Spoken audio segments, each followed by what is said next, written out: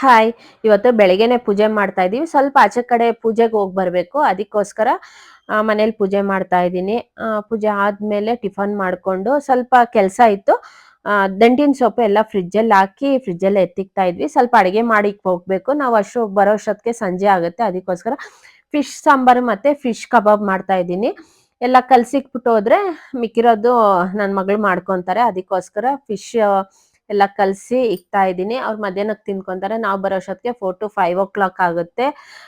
ಇವತ್ತು ಸ್ವಲ್ಪ ಆಚೆ ಕಡೆ ಪೂಜೆ ಇತ್ತು. ಅದಕ್ಕೋಸ್ಕರ ಆ ವಿಡಿಯೋಸು ಏನು ಅಪ್ಲೋಡ್ ಮಾಡಲ್ಲ. ಇದು ಮಿನಿ ಲಾಗೆ. ಈ ನಡುವೆ ಎಲ್ಲ ಮದುವೆ ವಿಡಿಯೋಸ್ ಎಲ್ಲ ಆಗ್ತಾ ಇದ್ದೆ. ಅದಕ್ಕೋಸ್ಕರ ಮಿನಿ ಲಾಗ್ ಆಗ್ತಾ ಇದ್ದೀನಿ. ಇವತ್ತಿನ ದಿವಸ ಬಂದು ಸಂಡೇ.